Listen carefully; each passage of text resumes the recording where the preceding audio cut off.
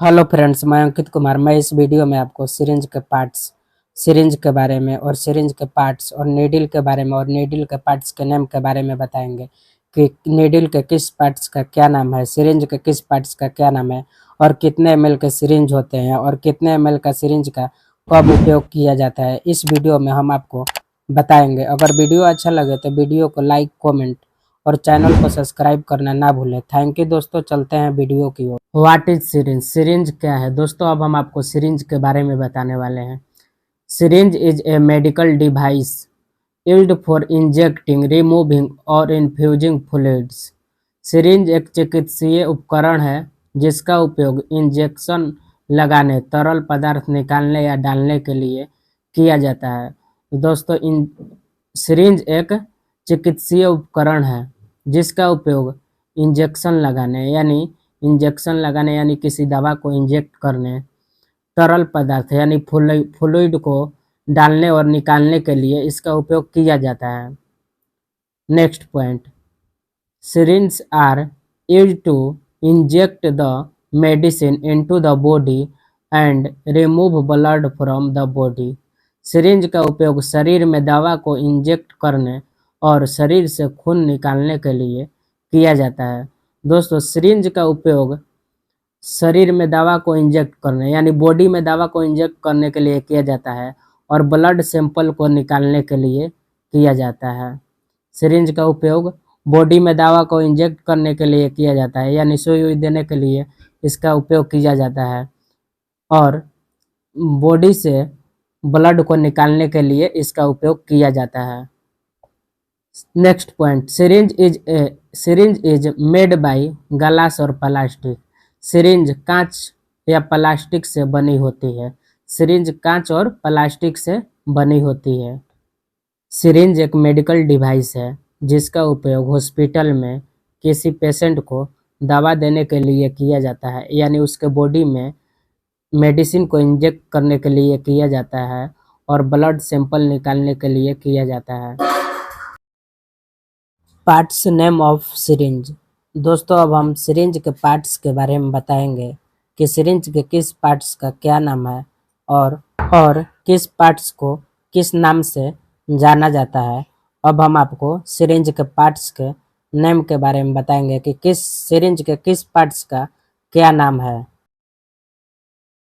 Plunger. दोस्तों, इसे plunger बोला जाता है और इसमें दो पार्ट्स होते हैं। एक का नाम थंब रेस्ट होता है और दूसरे का नाम रबर स्टॉपर होता है। जो थंब रेस्ट होता है उस पर थंब को रखकर पुश किया जाता है। जब किसी को इंजेक्शन लगाना रहता है तो इस थंब रेस्ट पर थंब को रखकर दवा को पुश किया जाता है यानी इसको पुश करने पर दवा इंजेक्ट होता है। दोस्तों, इसे थंब रेस्ट के नाम से जाना जाता है और इसको रबर स्टॉपर बोला जाता है। यह रबड़ का बना हुआ होता है। जो रबर स्टॉपर होता है यह रबड़ का बना हुआ होता है। दोस्तों, यह बैरल है जो एक सिरिंज का पार्ट्स है और बैरल के भी कुछ बैरल के पार्ट्स के भी कुछ नाम होते हैं जिसको अब हम आपको बताएंगे। दोस्तों, इसे फिंगर फ्लेंज बोला जाता है। फिंगर फ्लेंज, इस पर फिंगर को रखा जाता है। जब दवा को पुश करना रहता है तो थंब रेस्ट पर थंब को रखा जाता है और इस पर फिंगर फ्लेंज पर फिंगर को रखा जाता है।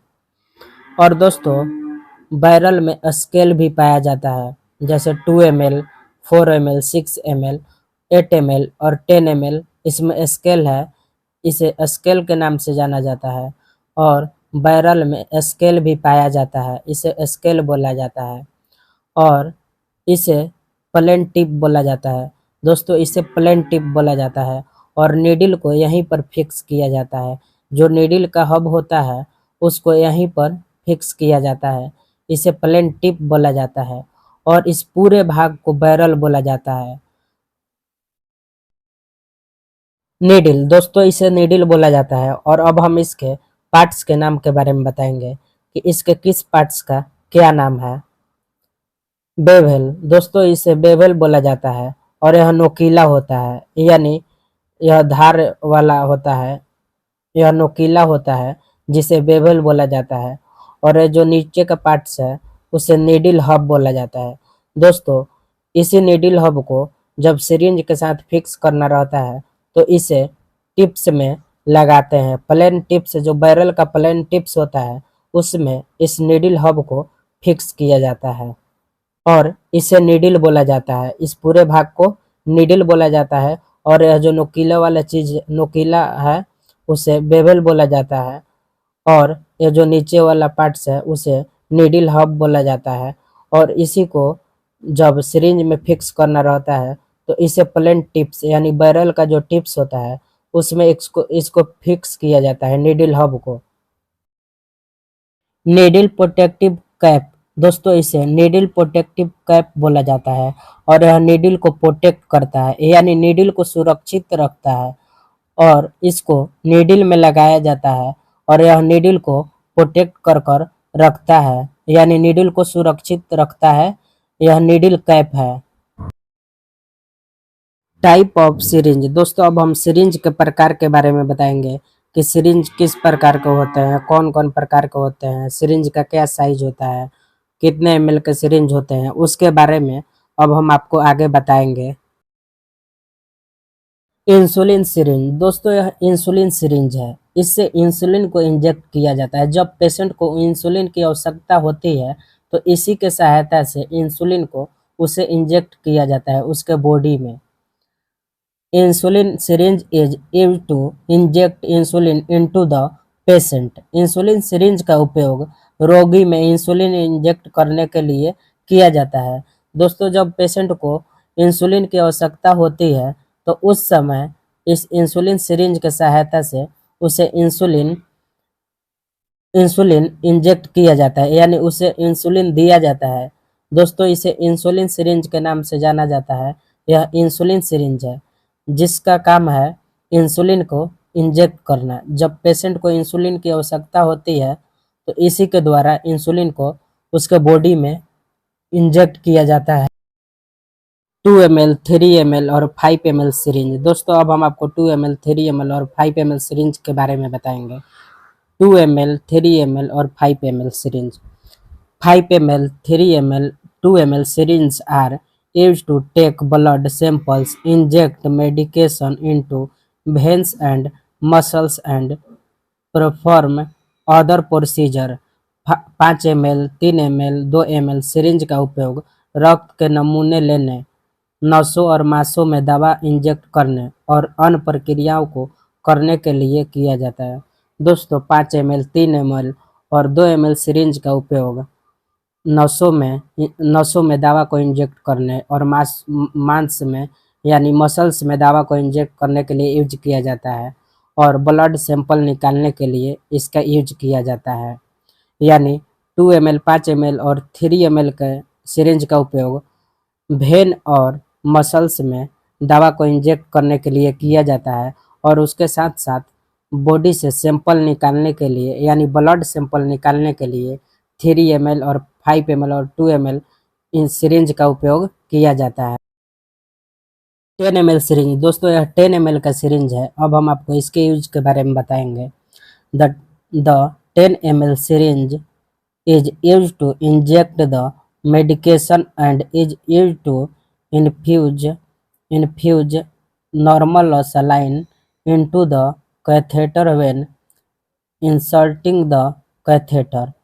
10 मिलीलीटर सिरिंज का उपयोग दवा को इंजेक्ट करने के लिए किया जाता है और कैथेटर डालते समय कैथेटर में सामान्य नॉर्मल सलाइन डालने के लिए इसका उपयोग किया जाता है।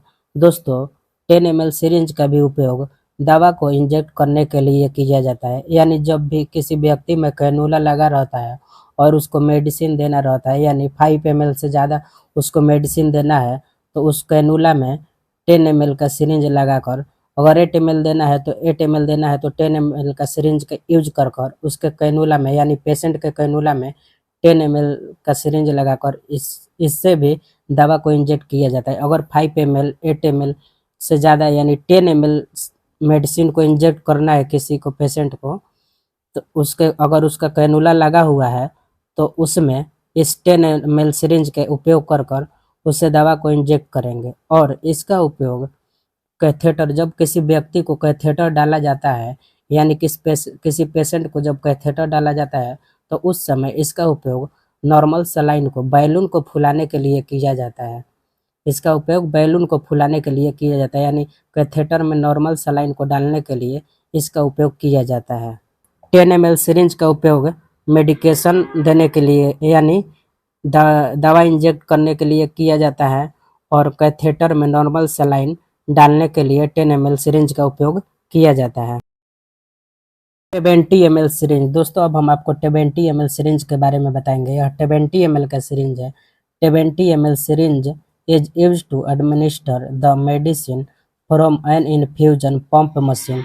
इन्फ्यूजन पंप मशीन से दवा देने के लिए 70 ml सिरिंज का उपयोग किया जाता है। दोस्तों 70 ml सिरिंज का उपयोग ज़्यादातर किसी पेशेंट को इन्फ्यूजन पंप से जब मेडिसिन देना रहता है, यानी किसी भी दवा को जब इन्फ्यूजन पंप के द्वारा चढ़ाना रहता है, तो उस समय इस 70 ml सिरिंज का उपयोग हम इन्फ्यूजन पंप के रूप में, यानी इन्फ्यूजन मशीन में इसका उपयोग कर कर किसी व्यक्ति यानी किसी पेशेंट को दवा देते हैं। 70 ml सिरिंज का उपयोग इन्फ्यूजन पंप मशीन में किया जाता है किसी भी व्यक्ति को दवा चढ़ाने के लिए, यानी दवा इंजेक्ट करने के लिए भी 70 ml सिरिंज का उपयोग किया जाता है। 50 ml सिरिंज, दोस्तों अब हम आपको 50 ml सिरिंज के बारे में बताएंगे कि 50 ml सिरिंज का क्या यूज है। 50 ml syringes are used for giving food to patients and in syringe pump infusion machine। 50 millilitre की सिरिंज का उपयोग मरीजों को भोजन देने और सिरिंज पंप इन्फ्यूजन मशीन में किया जाता है। दोस्तों यह जो 50 ml का सिरिंज है, इसका उपयोग पेशेंट को फीडिंग कराने के लिए किया जाता है।